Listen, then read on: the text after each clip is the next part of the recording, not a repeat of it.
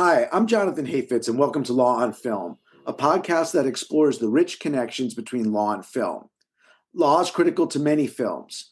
Film, in turn, tells us a lot about the law. In each episode, we'll look at a film that's noteworthy from a legal perspective. What issues does the film explore? What does it get right about the law, and what does it get wrong? How is law important to understanding the film, and what does the film teach us about the law and the larger social and cultural context in which it exists? This episode will look at Todd Haynes' 2019 film Dark Waters, which tells the real-life story of how a lawyer, Rob Bilott, played by Mark Ruffalo, waged a 20-year battle to hold the DuPont Corporation accountable for contaminating a local water supply with carcinogenic chemicals that poison tens of thousands of people. While Bilott is ultimately able to achieve some degree of compensation and justice for the victims, the film shows the challenges of litigation against a powerful company bent on denying responsibility and covering up its misconduct. Joining me to discuss Dark Waters and the world of environmental litigation is Mark Templeton. Mark is clinical professor of law and director of the Abrams Environmental Law Clinic at the University of Chicago Law School and research affiliate of the Energy Policy Institute at Chicago. Previously, Mark was a trustee and executive director of the Office of Independent Trustees for the $20 billion Deepwater Horizon Oil Spill Trust. He also served as the cabinet-level director of the Missouri Department of Natural Resources, leading the state's efforts in energy, environmental protection, state parks, and water resources. Mark's prior experience additionally includes serving as Associate Dean and COO at Yale Law School, developing environmental and sustainability strategies at McKinsey & Company, and serving as Special Assistant and Senior Advisor to the U.S. Assistant Secretary of State for Democracy, Human Rights, and Labor, and an advisor to the U.S. delegation to the UN Commission on Human Rights. Last but not least, Mark and I were colleagues way back when at Yale Law School, where we worked in the International Human Rights Clinic together. Mark, welcome to Law on Film. It's great to have you on the podcast. Thank you. I'm so excited to be here.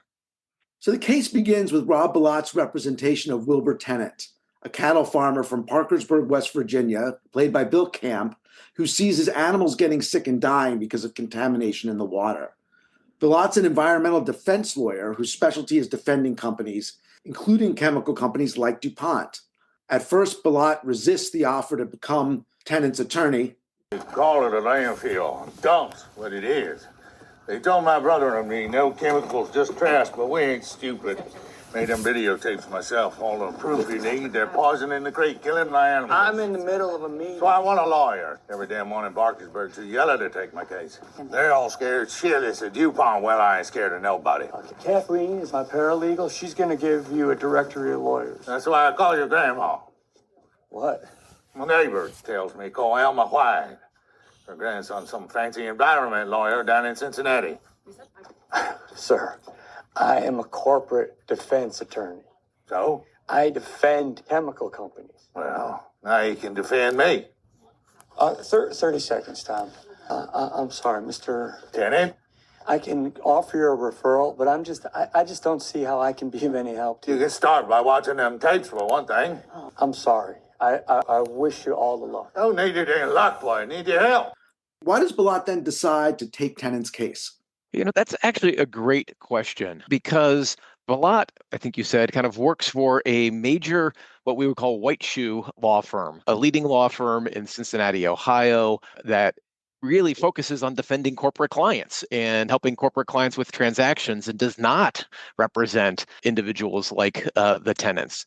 It's interesting. I mean, Bilott had just made partner. And so Bilott at one point in the movie sort of says to his mentor or boss, like, well, I'm a new partner. I'm supposed to bring in business. Although, of course, I'm not sure this is exactly the kind of business that Bilott was supposed to bring in. I think it was a couple of things. Tennant is from Parkersburg, West Virginia. Bilott's grandmother is from Parkersburg, West Virginia. And there's a scene where you see how Bilott had spent time in Parkersburg when growing up. And actually, Bilott had moved around a lot. I think it was like, 12 times in his first 15 years or something like that. And so I think if you think about it that way, that, Parkersburg and his grandmother may have been like one of the really kind of anchoring pieces of his life. Obviously, the tenants themselves and what they were facing was huge too. So he actually goes and visits the farm.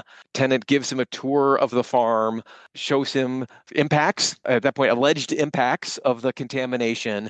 And I think it really kind of strikes a chord in Rob's heart that he is supposed to, kind of why you become a lawyer. I mean, I guess people may become a lawyer to become corporate defense lawyers, but I think the idea of going to law school and becoming a lawyer is that you can actually help people with real problems and these kinds of connections. So I think that kind of series of reasons, plus I think over time he becomes increasingly indignant about what happens. And so that kind of like locks him in. Yeah, it's interesting. He sort of sells this to the firm as it's like a little case for a family friend. A mere property dispute or something like that. Yeah, targeted, right? It's going to be a targeted case against DuPont, who, at least in the movie, the firm has just been wooing, right? They've just had, I think, the general counsel speak to a partners meeting, and there's a joke about how DuPont essentially is like the big whale that they're chasing. The idea that like, oh, I'm just going to file this small lawsuit. Yeah, right. Like that's not going to go noticed. Sure. Famous last words. Yeah, well, it changes in a lot of ways we'll talk about. So there's a chemical, right? PFOA, which was also referred to as C8. And this chemical is like described by DuPont or viewed by DuPont as a miracle chemical. They name it Teflon. There is a man-made chemical. It was invented during the Manhattan Project. It repelled the elements, especially water. So they used it to make the first ever waterproof coating for tanks. It was indestructible. Then some companies thought, hey, why just a battlefield? Why not bring this chemical into American homes? DuPont was one of those companies. So they took this chemical, PFOA, they renamed it C8, and they made their own impenetrable coating, but not for tanks, for pans. They called it Teflon, a shining symbol of American ingenuity made right here in the USA in Parkersburg, West Virginia. Why is this chemical so important and valuable to DuPont? I kind of hate to use a cliche, but it really is a double-edged sword. And perhaps the sharper it is on one side, the sharper it is on the other side as well. In some ways, it is a miracle chemical, right? The chemical can be applied to surfaces, and it has properties such as water repelling, which means that it's stain resistant. As the story goes, we kind of initially applied to tanks and other military equipment during World War II, where it was very helpful and useful in battle. And then the idea was, well, we've got this chemical, and what can be done with it, right? Kind of in the post-war environment. And the idea of nonstick gets marketed as Teflon, nonstick pans, and all sorts of other things. And so, as another example, this is actually made by 3M, which is another company, right, chemical company, made something called Scotchgard. And I remember how boots that had Scotchgard, Gore-Tex, right, has an equivalent of Scotchgard in its rain jackets. So that's just the consumer use side of things, much less all sorts of kind of industrial and commercial uses as well. So that's like for those purposes, it's fantastic. But what makes it fantastic is, again, kind of the other edge of the sword, which is that it doesn't break down very easily. And when it does break down, it kind of takes a long time. And let me just go back and say there are a whole variety, thousands and thousands of variations of this chemical. And when it breaks down, variations of this chemical break down, you can end up with other versions that are essentially kind of equally toxic, right, as well. So this is kind of the miracle of modern living, right, that has come back to bite us. Yeah, exactly. And what happens then is it turns out that DuPont, right, the real problem, well, I guess there are a number of problems, but the real problem in the movie is they're pumping PFOA powder into the Ohio River and PFOA laced sludge into unlined pits at their factory in West Virginia, which then seeps into the groundwater. And of course, the other problem on top of this is DuPont knew there was a problem. And so PFOA enters the local water table, which supplied drinking water to Parkersburg and several other localities, which affects, they say, maybe around 100,000 people, right? That's right. And just to add one thing to it as well. So DuPont had buried, I mean, you're right. They put up the dust in the air. They'd put things kind of into the Ohio River. And then they had landfilled a bunch of it on site at the Washington Works site in Parkersburg. But then they moved it to another site. And they actually moved it to a site that had been owned by Wilbur Tennant's brother, Jim, which was like immediately adjacent to Wilbur Tennant's property. And so what happens with unlined landfills is that water gets into them and water transports the various substances that are kind of in the landfill. And so that carries into the water supply that affects the tenant's farm. And their cattle are drinking from, the dog is drinking from, the people in the household are drinking from. And so it starts with Bilott getting a package of looks like VHS tapes, right, from Tennant with all the sick, the dying cattle. There's one when he is doing almost like an autopsy on the cattle. Yes, that's right. So he sees there's a problem there. How does Bilott learn or uncover the wider problem? So he uncovers the wider problem by, again, somewhat miraculously getting approval from the partner who he works for to, file this targeted case. Then he moves into what's called discovery. And so discovery is a process by which lawyers are able to request information. It's basically the fact gathering part of building a legal case. Lots of different things can be done in discovery, but one of them is documents. And so Bilott kind of was working through the issues initially, there's kind of no there because he asks DuPont to provide information about hazardous substances.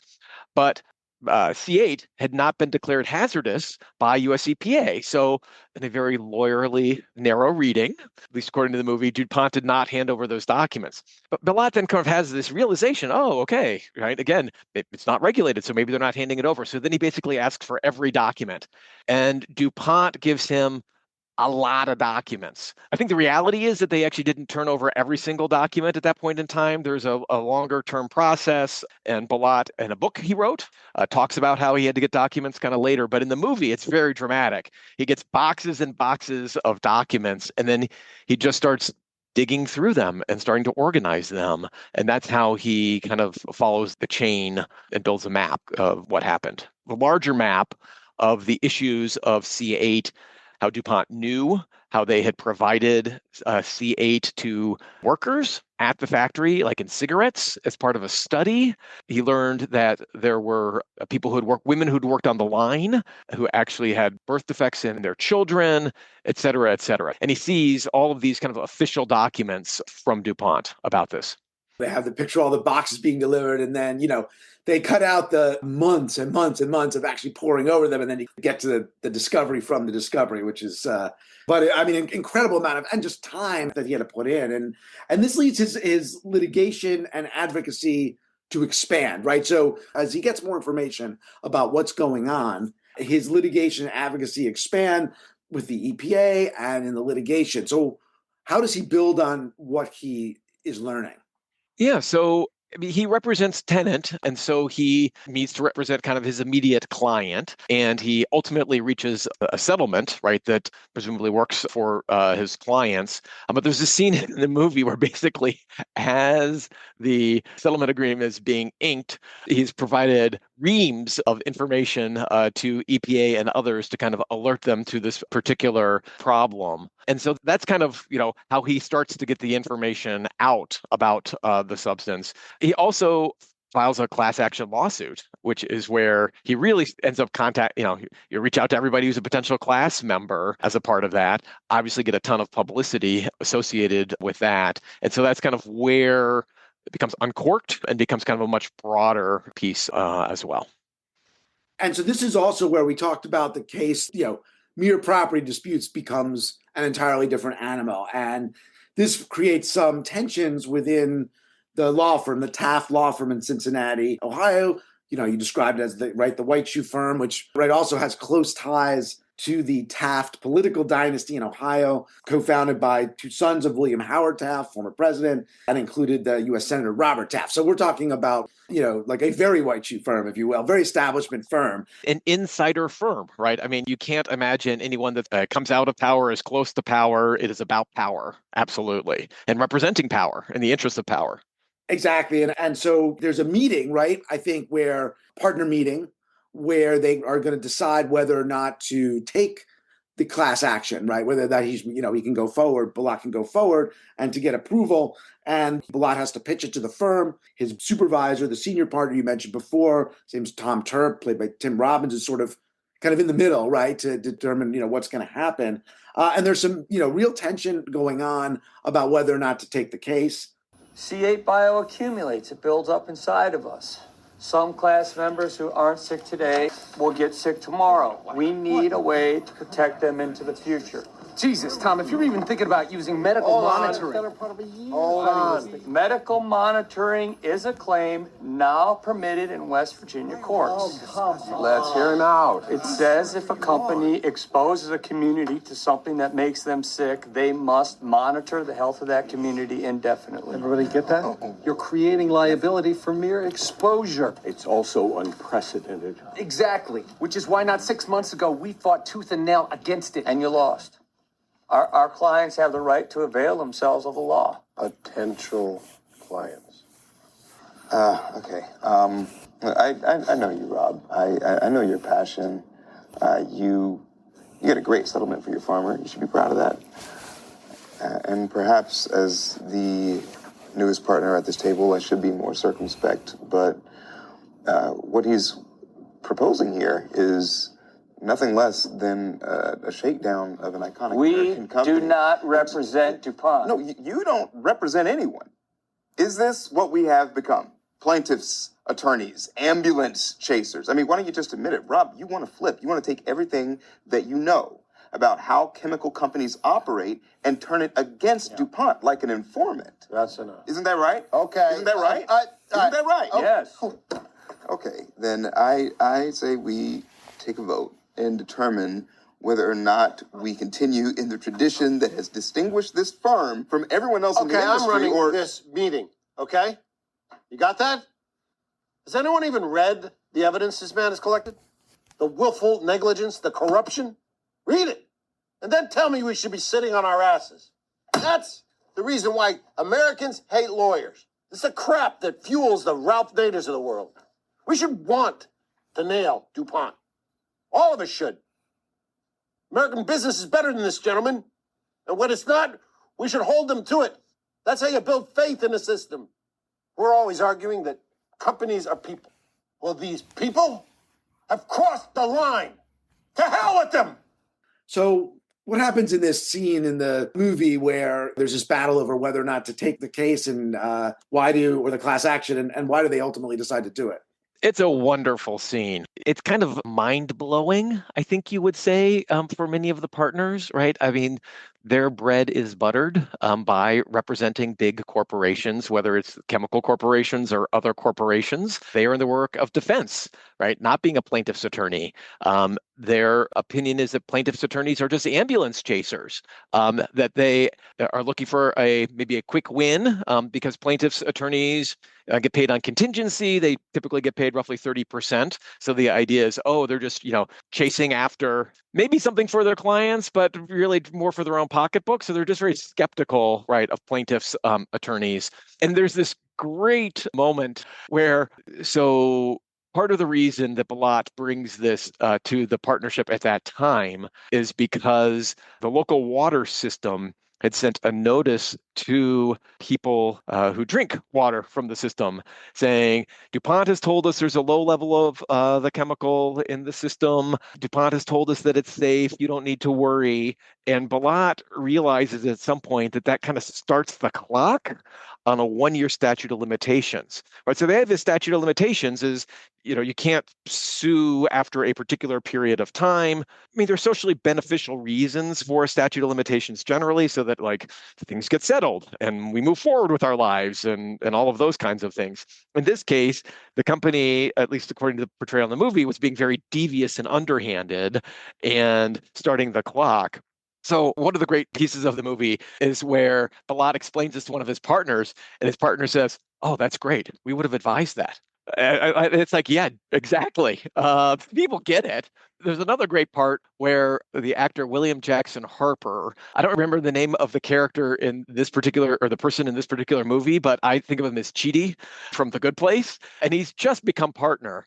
And he basically says, look, why what are you doing here? Right? I mean, who do we represent? I mean, essentially we're saying like, what kind of firm did I become a partner in here? And really starts to dominate the meeting. And then Tim Robbins' kind of character sort of says, no, no, no, no. And then gives a monologue, which is just the point that like kind of harkening back to what I said at the beginning, like, why do people go to law school? Part of why they go to law school is to do justice and to have the opportunity to do justice. And what I like about kind of Robbins' speech also is that it's like, well, what he says is corporations are not inherently evil, right? They're not bad. They can do good things. But when a corporation does bad things, you should be going after those bad corporations because, the rotten apple kind of spoils the whole bushel here. And so in the movie, it kind of like it closes the scene as it should do dramatically. One wonders what it was like actually in the partnership room, of course. But I mean, there are many great scenes in this movie, which is why I love it. But I feel like that is I've never been a corporate lawyer. I've never been in that role, but I could so easily see that conversation happening. Although maybe not the last part.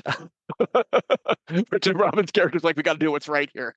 No, exactly. I mean, there's a sense of like they cross the line, right? Like, exactly. I mean, a lot of what they do, and they need lawyers. They do a lot of compliance work. I think they did the firm did a lot of work with around like Superfund, complying with the Superfund laws and regulations. But there's a sense, as you said, DuPont like crossed the line, and that for the preservation of the system and for what's right, this was a case they kind of had to do. And like Tim Robbins' character in the movie anyway is able to get the rest of the partners to kind of go along and greenlight it.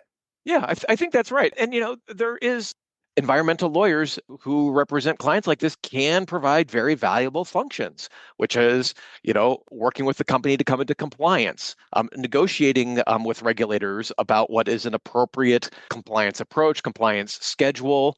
In these big Superfund sites, you might have dozens of parties involved. And so like, which of those parties should bear what kind of responsibility for that? That all makes sense. I think the concern that you kind of see over on the DuPont side, right, is that it seems like the lawyers are also involved with other professionals in terms of covering up what the company did there. So a key obstacle Bilott faces, and you mentioned this before, when we're talking about discovery, is that PFOA is not a regulated chemical. It's also a challenge in that Bilott then has to try to show that tens of thousands of people have been poisoned by a chemical the federal government doesn't regulate as a toxin. How does he address this problem or challenge? Brilliantly. So DuPont studied C8. They did a lot of studying of C8. 3M also did studying of C8, both in terms of exposures to their workers. There were also monkey studies. There were lab rat studies as well. All of these things showed problems in terms of cancers that developed, birth defects, other issues related to organs being not the correct sizes and not having the correct functions and all sorts of things like that. And so the movie sort of says DuPont itself internally said the safety limit was 1 part per billion. And so Bilott says, look, and his co-counsel, right, in the trial sort of say, look, in the sense it doesn't matter that there's not a federal standard because the company DuPont itself has said that 1 part per billion is the standard. And again, as discussed in the movie, at least some of the systems were at 6 parts per billion or maybe even more. So the idea is that they violated that standard. So that was kind of one piece of it. The other piece that I think you were alluding to was kind of much more complicated, which was actually going out and getting the data about the impacts in these populations. And so there were about 70,000 people who ultimately participated in a epidemiological study, meaning that they gave information about their medical history and had their blood drawn to determine what the level of PFOA was in it. And it then went off to a bunch of experts to kind of analyze for years. And so, at least it's portrayed in the movie, Bilott kind of had this brilliant insight of like, come get your initial share of the money, $400, I think it was, to come get your blood tested.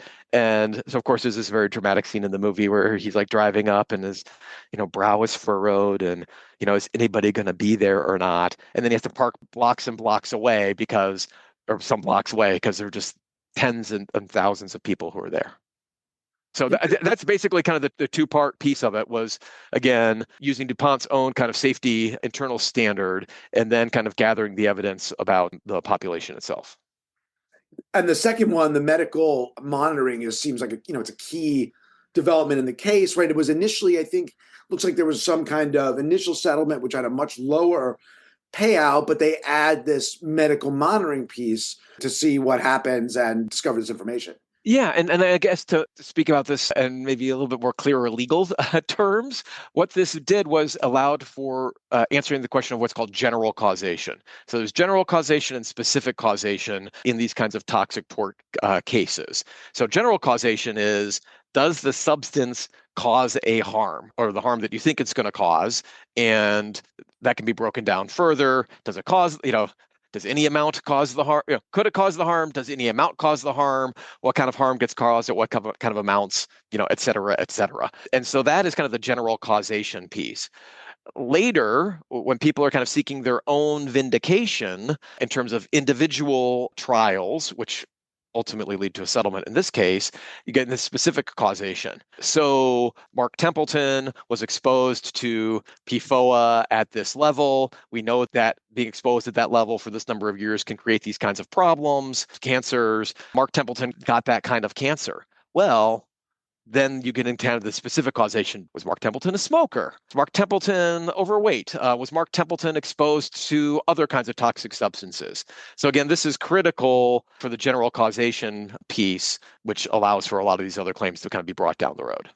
And in the movie, it's described as the largest epidemiological study to date. It's, because of his Bilott's strategy of getting all these people to come give their blood, the $400 sort of payout. There's this massive amount of data, and they have this committee, which then sort of, effectively kind of disappears behind a curtain for many years, right, to sort of sort this out. I mean, it's complicated, right, and there are real scientists that are working on it, and then they ultimately come up with the findings, which are devastating. We talk about those, but yeah, and maybe I could just say one other thing too. I mean, just stepping back kind of in terms of the law piece and how one kind of thinks about these things, really there are kind of two ways to prove exposures to certain substances. So again, Bilott is finding that DuPont and 3M kind of did the first part, which is we're going to do kind of specific studies on animals where you've got high doses of the substance in an animal, which is really useful on the one hand. The problem with that is that those tests end up being expensive. So you end up doing a super high dose. So you're not clear about, okay, well, at lower levels, do you still have the same kinds of problems? So that's kind of a problem with the animal lab study piece. The epidemiological piece is really critical because, again, it kind of shows the actual exposures in the populations that you care about. But you actually need a fair amount of data because there's actually a lot of noise in the system. So the fact that you actually had 70,000 people, the largest epidemiological study ever, at least of this sort, right, according to the movie, was really critical in kind of doing this other piece because, again, then you can start figuring out some of these other factors also if you collect other information about like whether people are smokers, et cetera, et cetera. Again, kind of stepping back from the legal perspective, Bilott is kind of marshaling both sides of the equation in order to be able to kind of move forward and, seek justice for his clients. It poses some challenges too, because it takes a long time, right? And there's this sort of period in the movie where it's this very kind of dark period for Bilott. The firm is like, what are you doing? You keep spending all our money on this. He's having some issues maybe in his marriage, starts to suffer some physical manifestations or some symptoms because of all the stress. It's just a long period, and the clients are just waiting and waiting and waiting. So from a kind of case management, client management perspective, it's a very challenging period, right? Absolutely. People want to know what's going on, right? I got this little paycheck and I got my blood drawn, and am I going to get sick? Or I'm sick already. Is it because of this? And the community is really divided also. I don't think that's something we've talked about yet too, right? And this itself is additionally divisive, I guess, in the community. And so you've got people who think DuPont could never harm people in the community. I think there was a scene where a woman says, "You're not going to find anything when you draw our blood. DuPont's good people." And so you have people, a lot of people, but people who are kind of, putting their necks out there, so to speak, and they're not getting answers, right? And this is, difficult in the community. The company's still operating, right? The Washington Works plant, et cetera. And yeah, law partnerships exist to represent their clients fundamentally, but they want to get paid. And so Bilott is incurring cost after cost to pay to keep the panel kind of doing its research. So they're just writing check after check to go into the big black box. And I think Bilott is also engaged in other activities at the same time, right? Because he is involved in talking with US EPA. He's involved in talking to state regulators. It's not talked about in this movie, but in his book, he's also starting to represent people in other parts of the country as well. And so those things are incurring costs too. So he is not a profit center. He is a cost sink. One other just point kind of related to that. Law firms have been going through a lot of mergers and consolidations.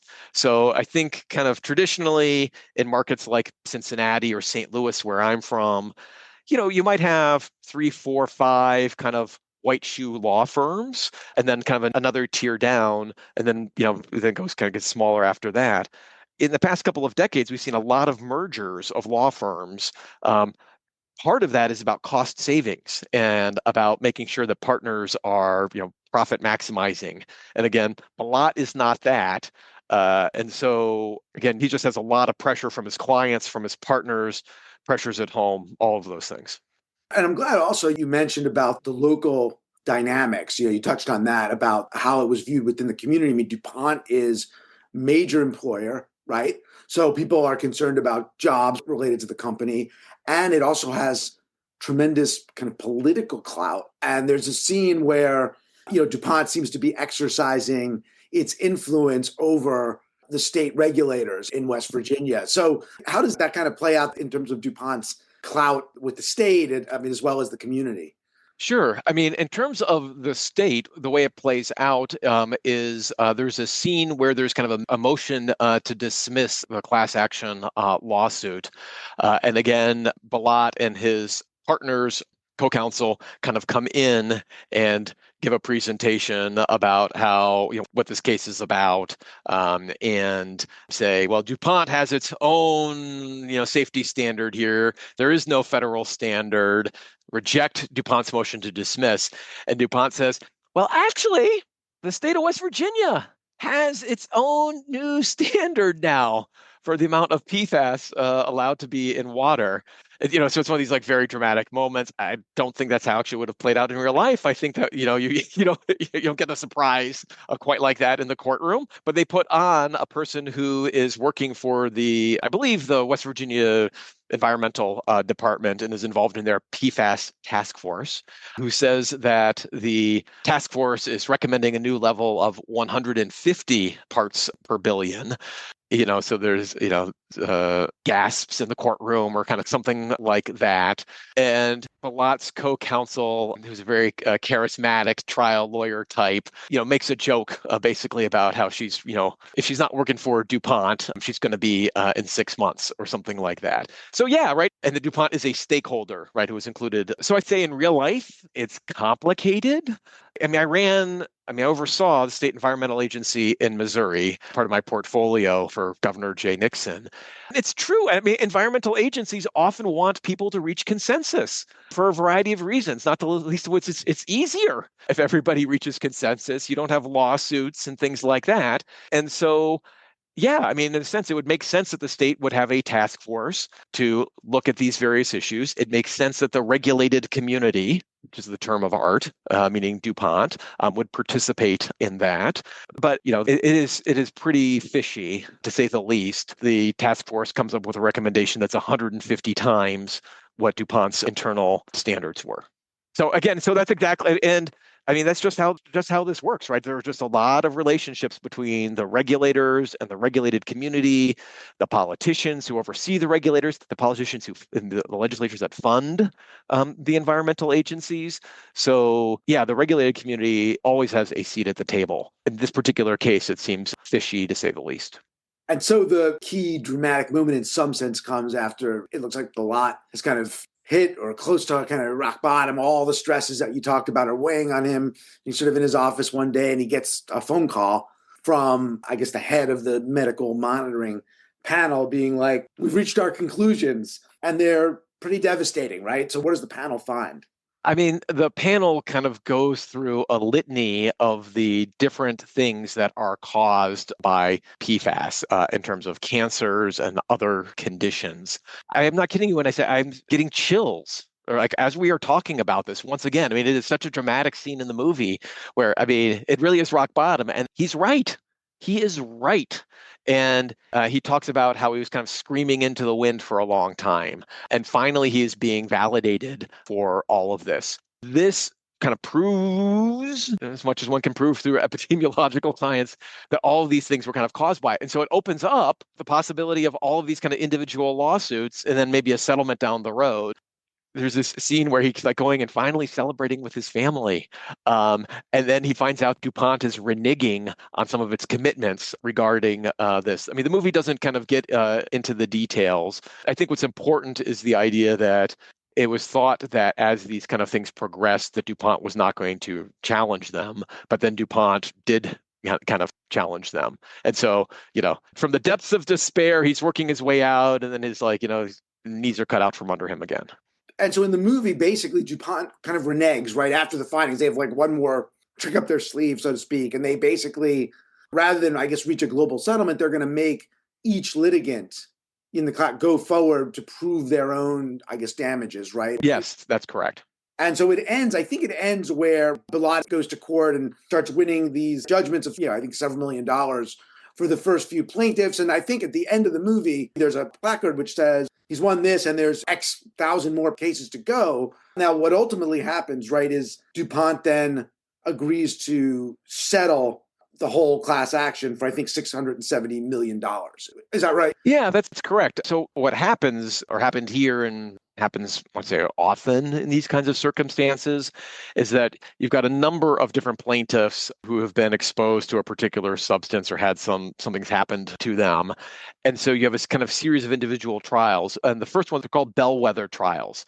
And so the idea is to try cases that may be at kind of both extremes. So what's a case that's kind of best for the defendant, right? Where, kind of speaking back to what I said before, like maybe there were several other things that could have been sources of the cancer that are kind of linked to the cancer. In terms of the first Bellwether trial, the person had actually been caught, or her kidney cancer had been caught early. She had it removed through surgery. She didn't have to go through chemotherapy and was kind of able to get on and live her life. This is not in the movie, but this is just kind of background. And she had some other kind of health issues, arguably. And so that was supposed to be like a good case for DuPont to win. And they still had a verdict of, I think, $1.6 million against DuPont. There were then a couple of other cases, and the amounts kind of go up. And what's interesting was DuPont then was going to try like dozens and dozens of these cases. And literally there was an order, this is outside of the movie, but I think it's really interesting. The judge, federal judge, had set up, I think, like 40 trials to be held in the next year or year and a half throughout the region, like even into Kentucky and other places. And that's the point at which DuPont caved and agreed to that kind of settlement, because they could already see kind of the writing and agreed not to appeal on the various cases. That was maybe a long answer to the question, but this is not a typical of kind of the overall process where you've got these kind of individual cases, then kind of setting a price and helping to establish what the risk is for the company, and then kind of a negotiated settlement. Yeah, it's so interesting. And I got a sense from the movie that after the findings, I guess because the findings of the panel were so conclusive, that Bilott and his co-counsel were surprised that DuPont was going to kind of go down this road of the Bellwether cases and not just settle it up front, that they were going to make them sort of start to litigate one by one. But I don't know. Yeah. I mean, that's right. And in the first of the Bellwether, kind of in this, story behind the story, right? In the first of the Bellwether cases, there were no punitive damages awarded. And so Bilott and his partners then said, okay, we need to really kind of send a message to DuPont. In fact, DuPont, even according to Bilott in his book, like touted the fact that there had been no punitive damages. And so it's kind of like, waving the red cape in front of the bull, meaning Bilott and his team. And so then they went seeking punitive damages, and they actually got $500,000 in punitive damages by showing that the company had actual malice, which basically meant the company had been aware of the risks and acted with knowledge of the risks. And so, again, kind of the writing starts to be on the wall for the company. And I've worked previously as a management consultant and as an investment banker. And, the analysts are following this. And there's a point at which it's like, okay, it's time to deal, because the stock price starts to suffer and the company wants to start putting this behind them. And the uncertainty can hammer the company's stock price more than what the actual reality of these situations. So I think, I'm not an expert at this, but my understanding is basically you start to get a few of these and you get analysts sort of saying, hey, there are billions of dollars of potential risk here. company's stock price starts to take a hit, and then they do a deal and the stock price goes up once it's finally gotten capped in that regard. So interesting, the kind of business dynamics and which ultimately what it's about. And so they agree to cut a deal. Well, looking at it, so they basically, when you kind of tally it up, I mean, it includes the ultimate sort of result is there's about a $16.5 million settlement with DuPont and the EPA. DuPont agrees to do things like install a filtration system in affected communities. You've got the $670 million settlement agreement with the class, and DuPont agrees to stop production of the chemical, right, of PFOA. So how important were these wins? So these wins are really important, but they're not the end of the story, right? This is real money that was available for people in the class to compensate them that they otherwise never would have had, right? So that is clearly a good thing, or at least in my mind, clearly a good thing. But that was really dealing with, 4 water systems in and around Parkersburg. PFOA and PFAS and other kind of similar substances were manufactured at multiple facilities by multiple companies throughout the country. And so there's kind of a much bigger set of issues at play here in terms of other places that were contaminated already, companies' abilities to continue to introduce, if not PFAS or PFOA, similar products, because again, this is the DuPont slogan was better things for better living through chemistry. And so they've got scientists and engineers whose job is to kind of tinker with these molecules and develop better products. I mean, in a sense, hey, nothing's wrong with that. I mean, like, we all want better products, we want safer products, et cetera. But again, the problem is that there are kind of so many different compounds that were unregulated. And so this really just meant this was kind of the beginning, right? So these are important and it held the company accountable, but it was just the start of that accountability process and the need for kind of more regulations as well. And so what are the obstacles then to more regulation by the EPA, right? I mean, if they had regulated PFOA and set a standard, one presumes DuPont would have complied with the federal standard, right? But they hadn't done it, right? So there was this gray area or space for them to act. And you have the Toxic Substances Control Act of 1976, which gives the agency the authority. So why are there so many unregulated chemicals? So there's kind of the broader question and the narrower question there. I mean, at the broadest level, in the United States, our view has generally been you can introduce things into the stream of commerce, and then we kind of find out later what the impacts are. I'm exaggerating a little bit here. I'll clarify that more in a moment. Kind of the approach in other parts of the world, particularly Europe, is known as a precautionary principle. Until you've got proof that something is safe, you can't introduce things into commerce. In the United States, we have more of a hybrid approach for this. But when the Toxic Substance Control Act came into effect in the 1970s, about 60 to 70,000 different chemicals were grandfathered in. They were already in use or had been in use, and so people were allowed to kind of continue using them. This has kind of been one of the major criticisms, which is that even if you're requiring testing of new substances, you're not requiring testing of all these things we've been using in the past or things which are comparable. I mean, it's like very similar to them. They largely get a pass. Another challenge is that what counts as proof? Like, how many studies need to be done? And again, some of the challenges of lab studies is that they're quite expensive. You can figure out if you give an animal a huge amount of a chemical, whether it's going to be really bad for it, but how do you extrapolate kind of back? That's just an animal. How comparable is that to a human? And so there's just a whole complicated, it's expensive, it's time consuming to do this. There are limited resources. EPA staff has limited resources. So a problem related to that is that industry actually has a lot of this information or is best positioned to actually develop this information.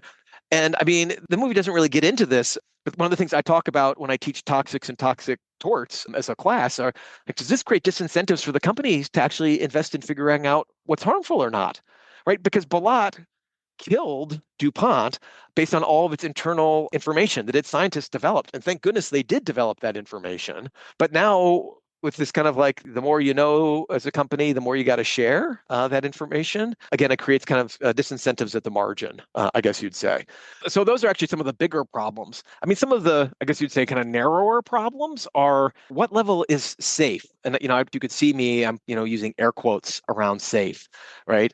that requires a lot of, again, additional kind of research about that. And the standards can change over time. And I would just say, in general, the standards never really weaken scientifically. There may be political considerations that kind of affect these things. But at one point, EPA had said that 70 parts per billion was kind of okay for PFOA, PFAS kind of compounds in water. And now it's down to, I believe, 4 parts per trillion is kind of what they have proposed. And one challenge is when you start getting into these really minute amounts, sometimes you don't even have really good technologies to even like affordably test and regularly kind of test these things as well. So there's just a lot of kind of issues here in addition to it's different sources of like where are you attacking it when the companies are kind of putting the PFAS waste into water. That could lead to one regulation, or into land. That can be a different regulation. What about municipal wastewater treatment plants and the amount of P4 or PFAS that they're putting into the water? That's going to be a different standard. What happens to the biosolids? So basically, waste that comes out of wastewater treatment plants that is dried and then nutrient rich and then applied to fields. You needed a standard for that. And so you just start slicing and dicing this, and it becomes this huge problem. And we haven't even really dealt with the question of we have PFOA, PFAS, and equivalent things throughout our households. Even if we don't have nonstick pans, right? In the treatment on our rugs, on our couches, the shirt I am wearing probably has some coating on it to make it more stain resistant. So how do we regulate that, given that we're all throwing things into landfills that aren't hazardous waste landfills? It's a huge regulatory process, and it's slow moving, and it can be very contested. And in fact, EPA's proposed standards for drinking water are being contested by the American Association of Waterworks, and other industry groups are kind of challenging all of these things. And the film, concludes with a note that PFOA is basically everywhere, kind of as you're suggesting, right, because of its use, and that humans, all over the world have some amount in their blood. I mean, how significant are the risks in your assessment? Yeah, I mean, I think that it's a complicated question. Complicated in that PFOA, PFAS kind of are everywhere. But what's the level of exposure that people are having to it? That could vary a lot from population to population, in location to location, person to person. There are other factors that kind of affect these things, but it is kind of well known and well documented that PFAS kind of has a number of health problems associated with it. As we've kind of talked about before, right, there's increased risk of certain cancers, including prostate, kidney, and testicular cancers. It has effects related to weight or in conjunction with weight, such as increased cholesterol levels and increased risk of obesity. It reduces your immune system's ability to fight off other diseases, low birth weight, accelerated puberty, delayed puberty, I think in other cases, bone variations, decreased fertility, increased high blood pressure in pregnant women. So yeah, I mean, this is has a lot of different and documented effects. I think the key question is how much is any individual exposed to it? And that's going to vary a lot from population to population, location to location, person to person. And as you said, I mean, like, don't put the PFOA-laden sewage in unlined pits or things like that. That's sort of, in some ways, like the low-hanging fruit. The problem, as you said, is that this is in products that we use every day, many of which we don't even know we use, right? Dental floss. I mean, again, I can sort of imagine like why it's good for dental floss because it doesn't stick, right? So it would make it easier to get it kind of in and out of your teeth, right? It has been used in kind of the wrappers for fast food. It is popcorn. Microwave popcorn bags. And, I'm not up to date on like where is it in every single one of these products, but it is ubiquitous. And again, there are times like when I think some use cases may be stronger than other use cases. So it's complicated, right? It has been used in firefighters' equipment to help protect them. There may be substitutes, and if there are substitutes that are safer, they should totally be used. But maybe in situations of extreme heat where you need water to be repelled, you could actually see sort of a justification for that. It's been used in fighting jet fuel fires. And again, there may be, because jet fuel burns incredibly hot, you need the fire out immediately for safety reasons. Maybe there is some form of a use case there. It turns out that actually it's a major source of contamination because people have been spraying it and practicing it and it just like runs off without any controls. But yeah, I mean, I think likely where we end up is that we see much more tight restrictions on this with maybe a handful of kind of special use cases going forward. So the movie ends, and the movie was made in 2019. And you talked a little bit about some, kind of ongoing issues and developments. But have there been any other updates, sort of on the legal front, since the movie? So there have been a couple of different kinds of developments. Let me just mention a couple of the regulatory kind of pieces again, and then I'll talk about some litigation updates, right? So on the regulatory side, the Biden administration announced a PFAS strategic roadmap for 2021 to 2024, where it would go about a number of different kind of regulatory steps.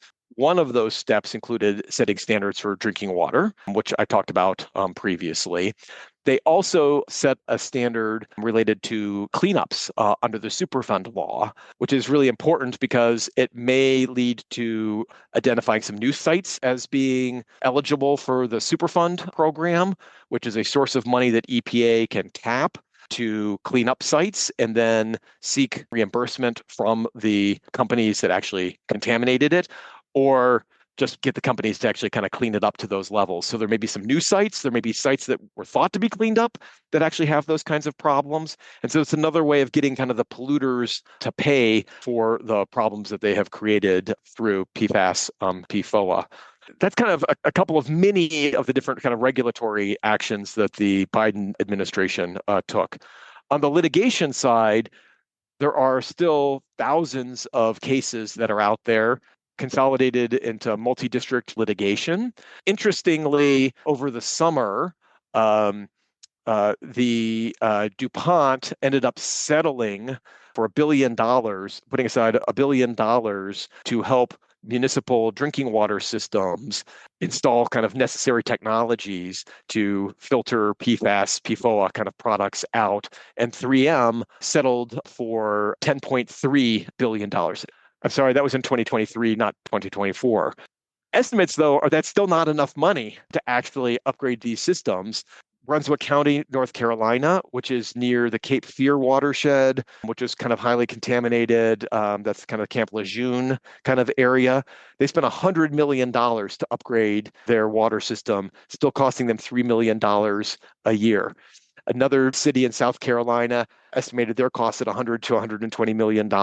So, it sounds like a lot of money, and it's helpful to have some money. But these kind of cases kind of are continuing, even related to like some of these firefighting foam issues related to the fire equipment, et cetera.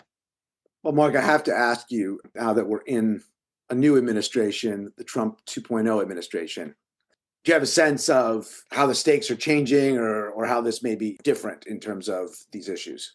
Yeah, so a couple of thoughts. The types of people who were in the first Trump administration were not the most forward-leaning people on these kinds of chemical protections, I guess I would say. And so things remain to be seen, but I am skeptical given the strong industry ties of people who seem to be at EPA now or were involved in drafting Project 2025, which turns out to seem like a plan for the Trump administration. I'm skeptical that those people are going to restrict PFOA, PFAS type substances significantly. It's a really interesting time because EPA initiated these rulemakings. There were lawsuits against these rulemakings that were done under the Biden administration. The Trump administration could reverse them. The Trump administration could also say, look, hey, actually, we want to reconsider this and put it essentially in administrative limbo by saying really good points were made. We want to, reconsider this. And then also, currently, it seems like EPA staff is going to be reduced. So there are fewer people at EPA to work on this.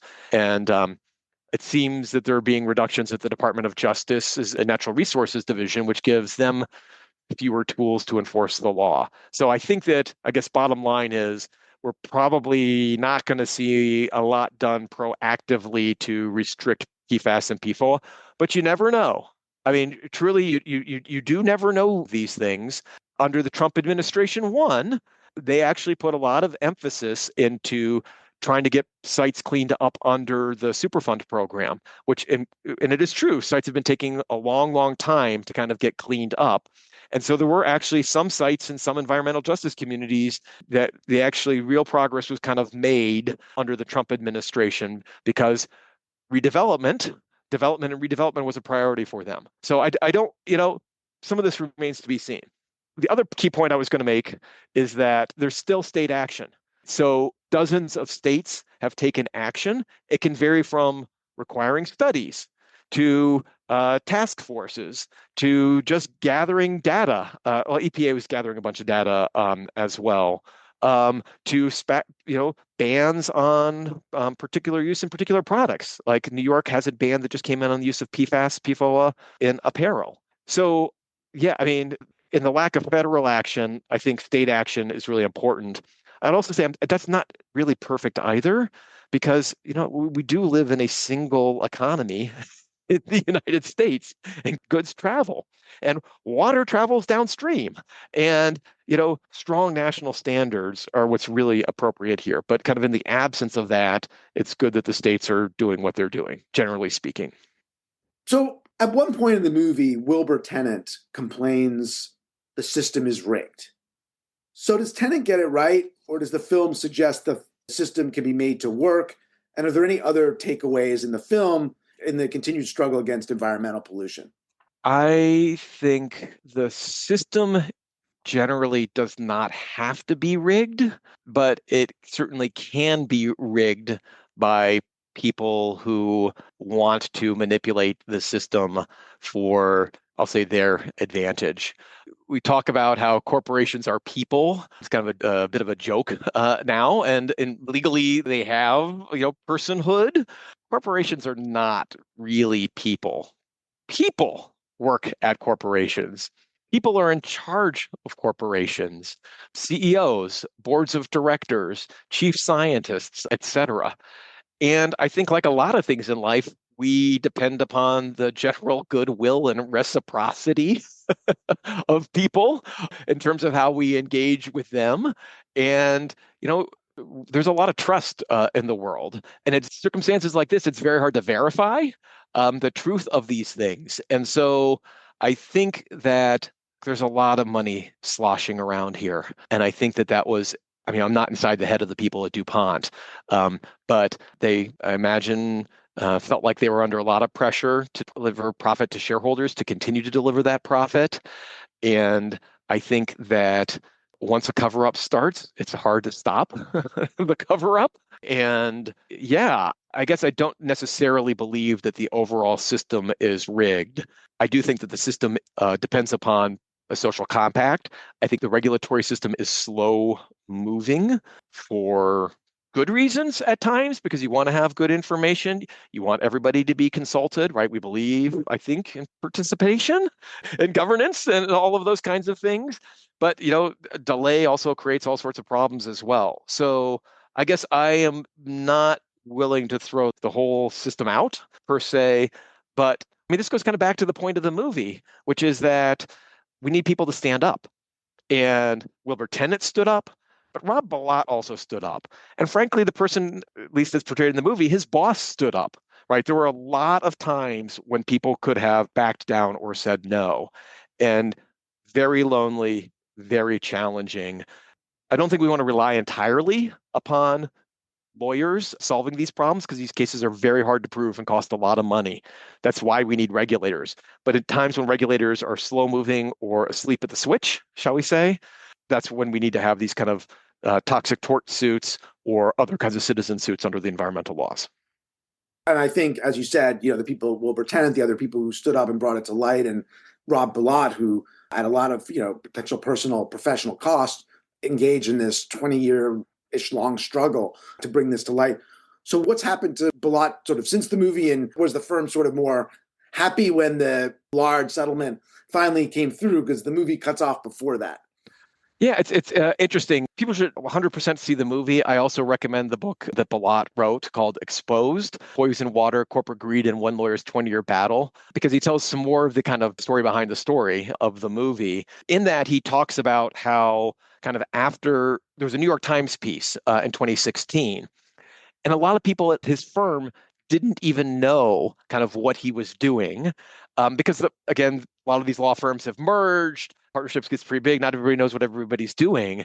And so he got a number of kind of congratulatory notes from people in his firm. He also talks about how one local politician who is still very supportive of DuPont made a bunch of comments about how lawyers are the ones profiting off of the backs of people here. And Bilott kind of tie this back. I mean, Bilott sort of says, yes, the attorneys got fees, but for a decade, we were writing check after check after check. Money has to get paid out to co-counsel. Money has to get paid to our experts. Money has to get paid to fund the scientific panel. And so it ends up not being like this huge payout that people necessarily think it is. And so in that sense, I'm not sure that everybody in this firm was like, great, we got our 30% of this amount of money, because you start netting it out over time. And I mean, it's money. I don't know the final accounting of this. But I think, fortunately, Bilott has gotten a lot of credit for this. I actually saw him speak at the University of Chicago Law School, at the University of Chicago's Booth School of Business. He came and spoke, but with a group of people who are actually concerned about abuses in a pure free market system. And so I think he's gotten traction on these issues kind of more generally, and a lot of credit for that. And he continues to be involved in various kind of cases and as spokesman on these issues. Well, Mark, I want to thank you for coming on the podcast. It's been great to have you on to talk about Dark Waters, and it's just a pleasure to catch up. No, this has been great. I was listening to other podcasts. We had one about Madawan, and there was a point where it's talking about a company town, and just the similarities, right? I mean, Parkersburg being like a company town, and how hard it was for people to stand up. And I think that at this time, it's a really great movie to give people hope about how individuals working together can help protect our environment and public health and bring restitution and justice to those who have suffered. Yeah, it's a really important message and a strong and kind of gripping film. So thanks again for coming on to talk about it. And I certainly encourage people to see it if they haven't. Thanks so much. I agree. A wonderful couple of hours to spend on the movie. Hi, we're back. Mark, since we recorded this podcast a few months ago, and now we're in late May, there's been many developments, like in many areas. A lot changes very quickly in the Trump 2.0 administration. Since we last chatted, what's happened and how is it relevant when we're thinking about Dark Waters? Yes, thanks, Jonathan. Some things have changed. Some things have stayed the same. Some may have changed for some reasonable reasons. Some changes also have some concerns, I guess, as well. So the situation continues to unfold day to day. So I guess what I would say is at the end of April, Lee Zeldin, who is the EPA administrator presently in the Trump administration, unveiled a plan to address PFAS contamination. Interestingly, a lot of it was pretty similar to what had been in the Biden administration's plan in terms of addressing issues related to PFAS. And so maybe that is actually a good thing in that there are consistent issues that need to be addressed in terms of better testing, better understanding of the toxicology and the epidemiological effects. PFAS, PFOA, not a single substance, but a whole class of compounds. I mean, thousands, right, of different compounds, all very similar in terms of certain chemical properties, but also different from each other. So it does make sense to kind of continue to do testing in that regard.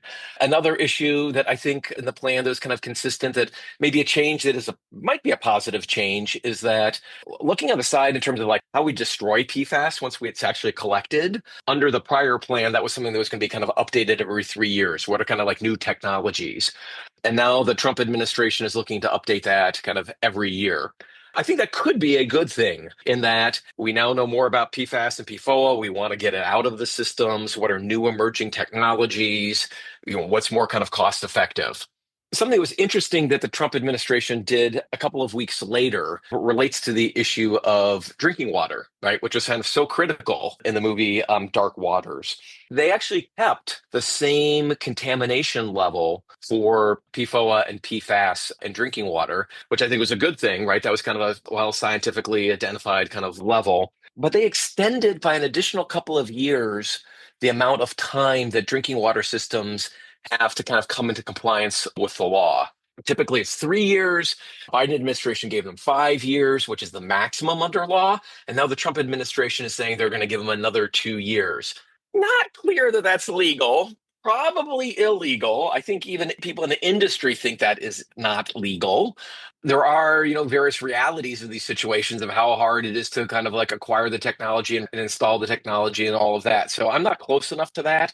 I guess I would say I've got concerns because the law says 5 years. Water systems have been aware of this. They've been testing for a while. And so I personally am troubled by the kind of additional extension. Again, not understanding all of the economics of and engineering pieces myself.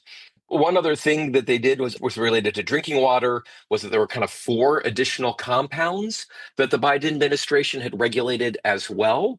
And basically, the EPA has said that they're not going to enforce and they're going to try and roll back the regulation of those 4 kind of additional compounds.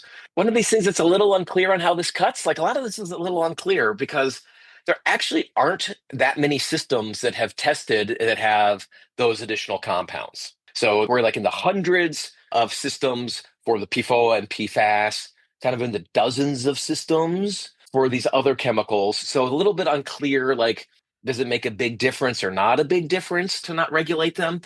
That's kind of what, on the one hand, it seems like that.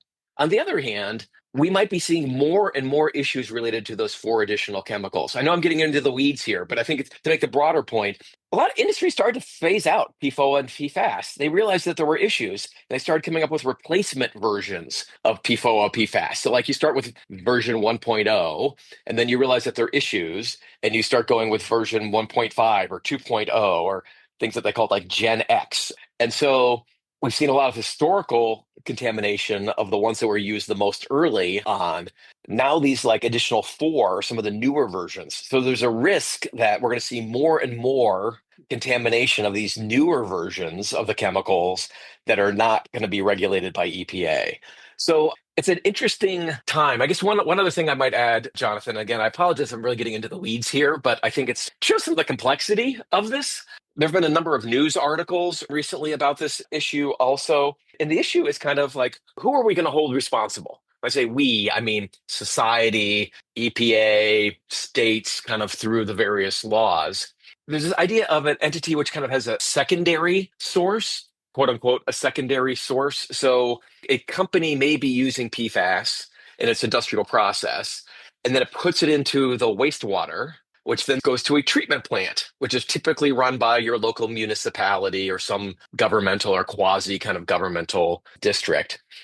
Those facilities are then treating the wastewater.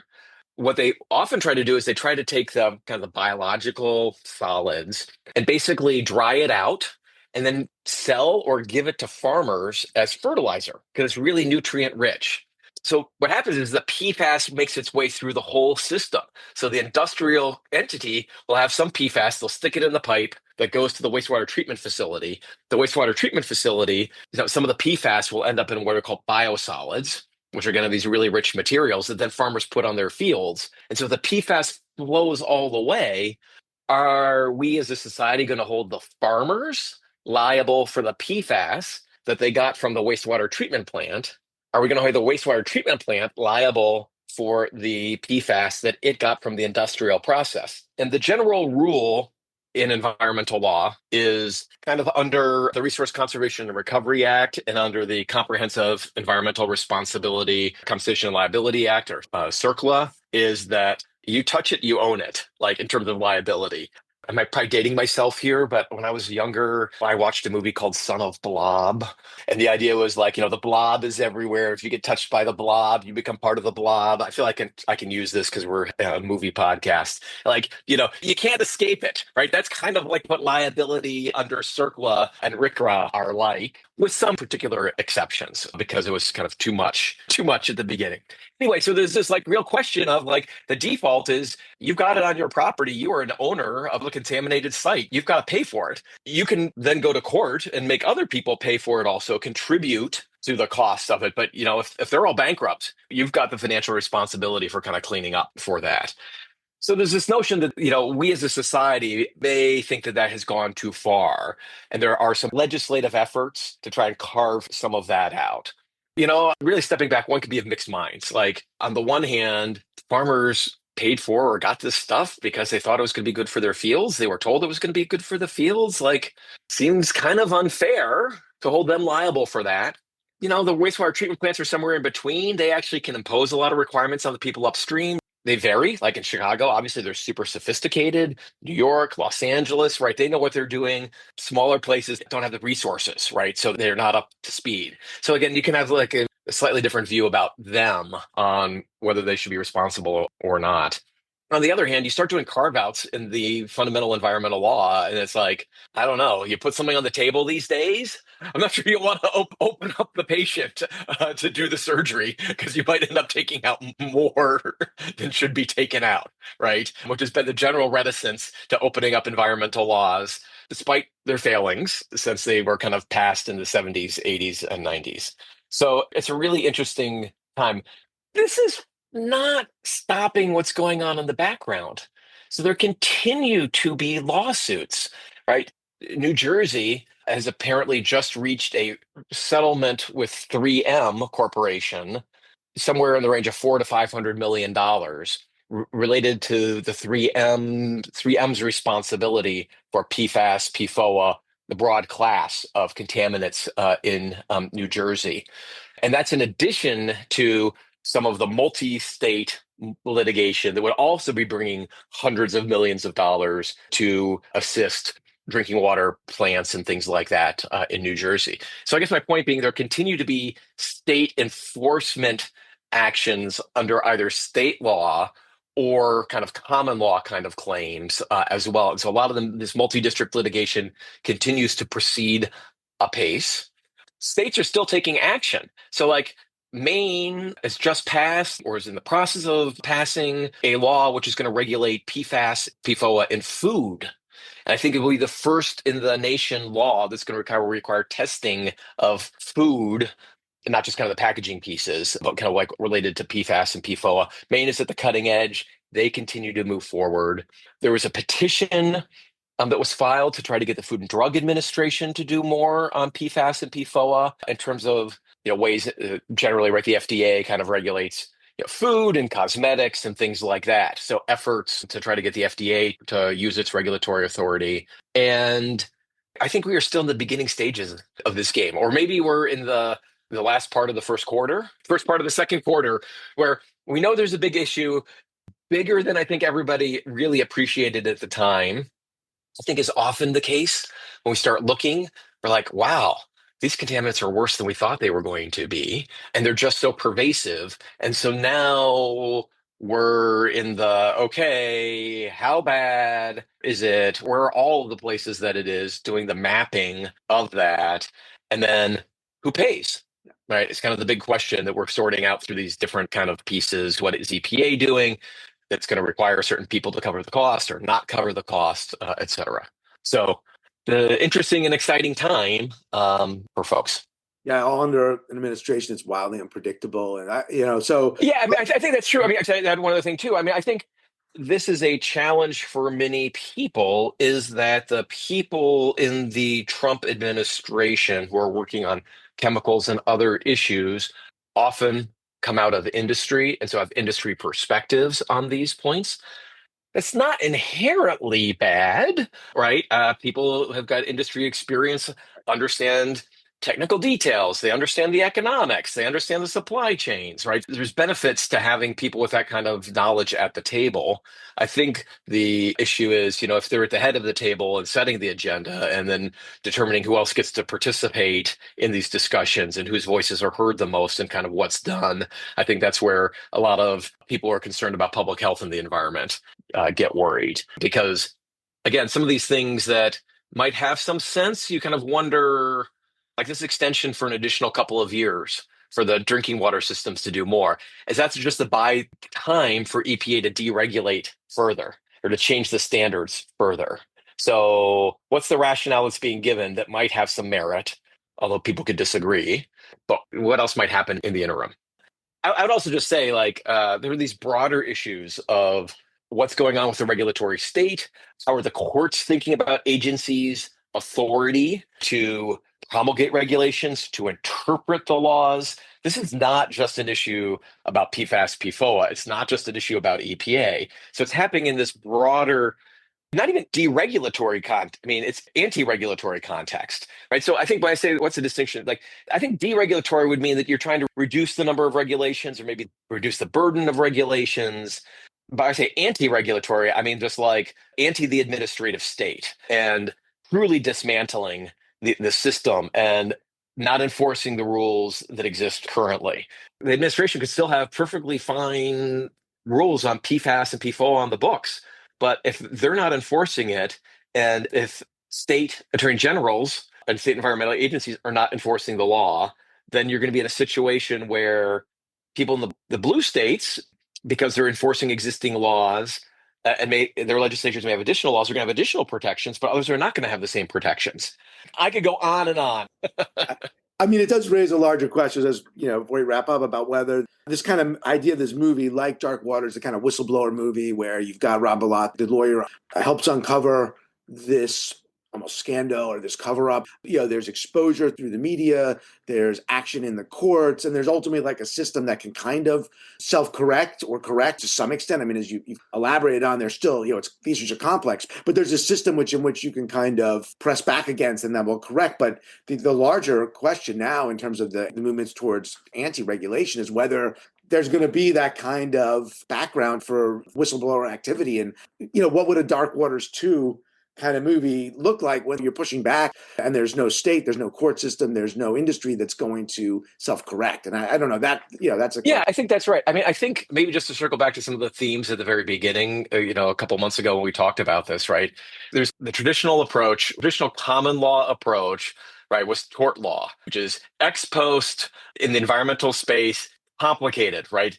Cancer typically takes a long time to develop. People are exposed to a lot of different things, so it's hard to show the causality. It's hard to go back, even if you knew that a particular substance caused a particular cancer, like 1-to-1, and was the only way that, the only substance and the only cancer, like how much exposure did they get at what point in time? Who was responsible for that? People die, right? And so the estates can still have their claims, but a lot of people are also we're just done with this awful thing, right? And who are the lawyers who've got the money to kind of take on these big, organizational bankruptcy? There's a whole huge set of problems with the ex post traditional regime, which is why we ended up in an ex ante regulation system, right, where we have here are requirements that drinking water systems must have in terms of what's this maximum contaminant level that we allow for certain substances to try to head off these problems, requiring industry and wastewater treatment plants and drinking water treatment plants, again, kind of lumping them in to the same bucket here, to do certain things ex ante so we avoid these ex post problems.